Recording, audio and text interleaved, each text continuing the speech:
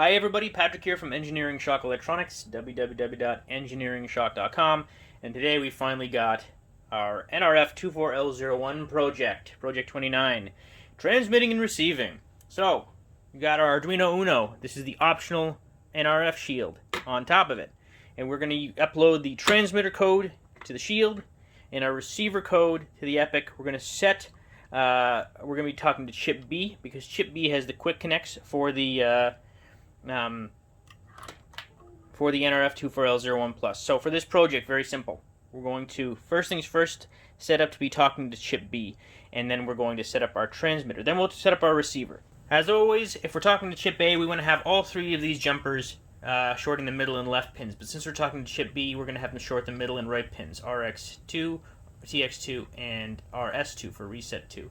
If you don't have all of these set to the right, you're not going to be able to program the chip. And we don't have chip A populated right now. I've just been running some experiments. I've got chip B set up. And what I have to do is I have to pop in my NRF24L01+, make sure that it's sitting right. Sorry to put my hand in the way. But there's 8 slots. You want to make sure, double check that all 8 pins are actually in the module. Next, you want to make sure all of these are set to high. And that connects SPI communication to the NRF24L01+, along with a couple other GPIO pins on chip B that we need for this. Specifically, we need GPIO pins 7, 8, 11, 12, and 13 on chip B. Those are being used. Don't use GPIO pin 11 for this project for anything, because we've got SPI communications running. And again, if you haven't already, we've already slightly talked about GPIO or SPI communications, and that's the communications protocol that's used to talk to the NRF24L01+. So realistically, all you need to do is set up your communications with chip B, and insert your 24L01+ and turn all of these on, and that will be all we need to do for this part of the project. This is the receiver. So we've got the serial monitor talking to our computer, and we'll open up our serial monitor to see what the transmitter is sending. Now let's talk about the transmitter. The transmitter shield, realistically this can be used as a receiver too, but it's a shield that pops on to your Arduino Uno, and it's programmed to send 2 pieces of information. One is just a value I've set to 8. It's just fixed. You can switch that around. I encourage it in the code. The second one is an address number that is determined by this dip switch. And all of these dip switches are worth different values. So address starts off at 0. If all of these dips are off, which they currently are, they're in the off position, address will be 0. If I have this one turned on, this is 1, 2, 3, 4, 5, and 6. Address equals address plus 1. Address equals address plus 2. Address equals address plus 4. Address equals address plus 8. 16. 32. So it's essentially 6 bits of information. So if I set this one to on, address equals address plus 1, and address equals address plus 2, address is 3. So 1 plus 2 equals 3. If I turn on this and this, address equals address plus 1 plus 4 equals 5. 6, 7. 7 plus 8 is 15. 15 plus 16 is 31. I believe it's 63. You can add numbers. So what we'll do is we'll actually experiment with that, because that might not sound elementary. I recognize that. Don't worry. These units can be a bit of a pain in the butt to work with sometimes. But once you get them working, it's just like, yeah! Makes me, and so I've had plenty of projects with these in the past. I'm pretty well versed in them, but the problem is if you don't use them for a long time, you kind of forget how to use them. So it's been a wonderful little struggle getting back on my feet with these things. So what I'm going to do is I'm going to program this with the transmitter code, and then I'm just going to let it run. Every time it transmits, the LED will blink, and if you don't have the receiver powered, the Epoch powered, the LED is just going to stay on because it can't talk to the receiver. And we'll actually show that too. So with that said, I'm going to program my shield and my Epoch with the relative code. Again, the Epoch is the RX, the receiver, and this bad boy is the transmitter, the TX. So let's load the code and see what happens. First things first, I'm going to plug this in. And you'll notice that the red LED just stays on. It can't communicate with the Epoch because the Epoch is not plugged in. The Epoch already has the code in it, so I'll plug in the Epoch.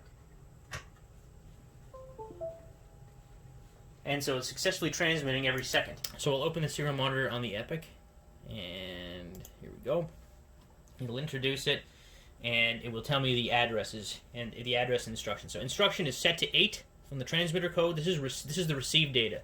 So I am going to take my screwdriver and I'm going to turn on dip switch 1.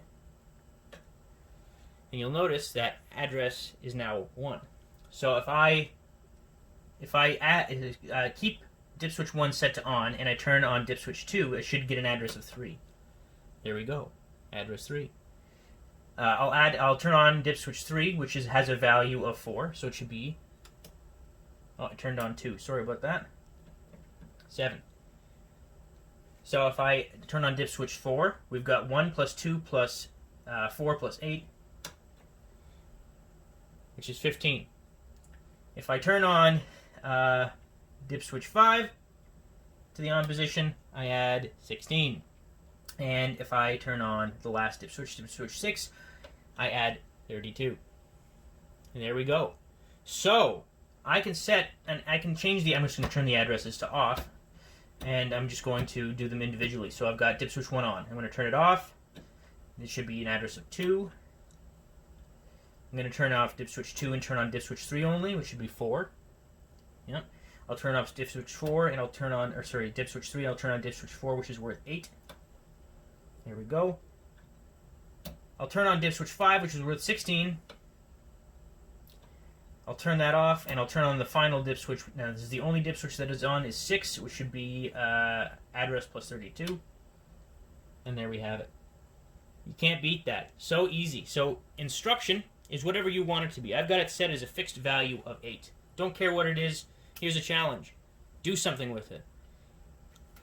This is what you want to do. Is if you want to send actual data, you need to figure out what to send. So that's a great project for you. You've got the entire Epoch. We've covered almost every single block. We've got 2 blocks left, guys. 2 blocks left. So as long as you've been following along, you can make it so that the PIR sensor, when the PIR sensor detects somebody, it sends something. What does it send? That's up to you. It can send the temperature. It can send the light level. It can send. Heck, if you're a little clever, again, this is just an introductory video, we could also send the time, if you're really clever. This is, again, with a lot more manipulation. We've got a lot more to cover on the NRF24L01 Plus, which I'll cover over the next year. I plan on really making a lot of videos, but there's so much going on. The great thing about the Epoch is the fact that what dreams may come are yours. And so that is the project. I'm actually going to stand back, and I'm going to show you. Right now, we're only transmitting within a room. If you find that if you hide the transmitter or the receiver, the Epoch, across the house, you might find that you get intermittent results. So if I look at the Epoch or the transmitter right now, you might see when you're out of range, you'll see the LED struggle. Maybe it'll stay on. Maybe it'll only transmit occasionally. As you can see, it struggled there a little bit. Sometimes it struggles. The camera's not picking it up all that well. But if it struggles and doesn't send, again, I'm not sure how well the camera's picking this up. It's transmitting every second, no problem with my eyes, but I feel like the camera's not picking it up so well. You'll know you can experiment with distance, and if you want to, there's also a capacitor option which you can add. I'm not going to add it because A, it's an extra expense that wasn't put into the campaign, and B, I don't want to chance anything. So again, if the LED is not blinking on the camera, I apologize. It's blinking to the human eye. I just feel like when I'm looking at the camera, it's not picking it up every single time it blinks. Maybe it's because of the frame rate. But one more thing, I will show you the capacitor, and this is up to you if you want to try this.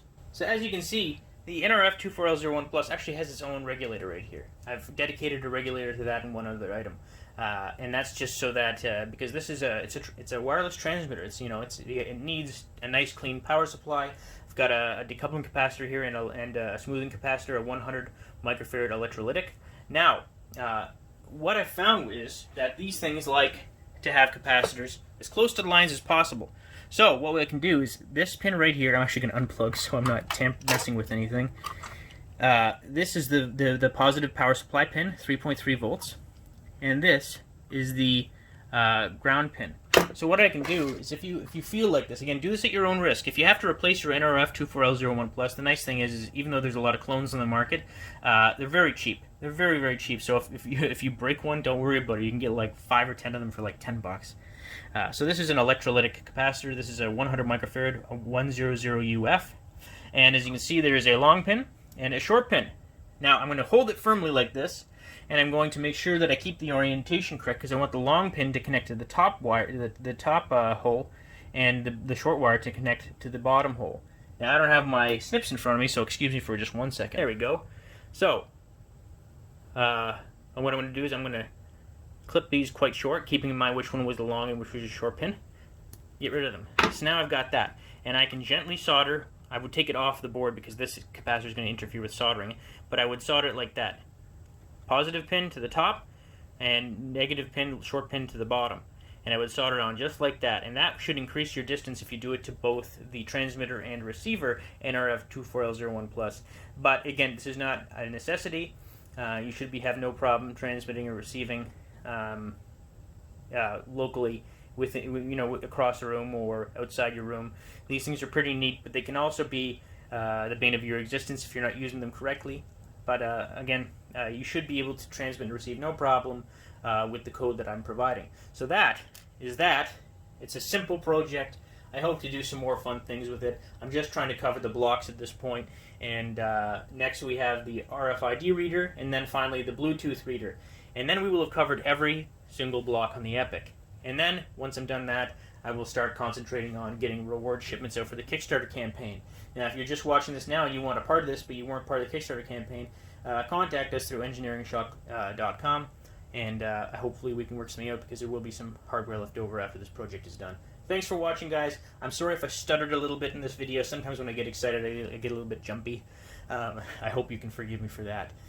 Thanks again for your patronage. I hope you have a wonderful day, and even if you didn't purchase an Epoch, I hope you enjoyed the video. Take care of yourself.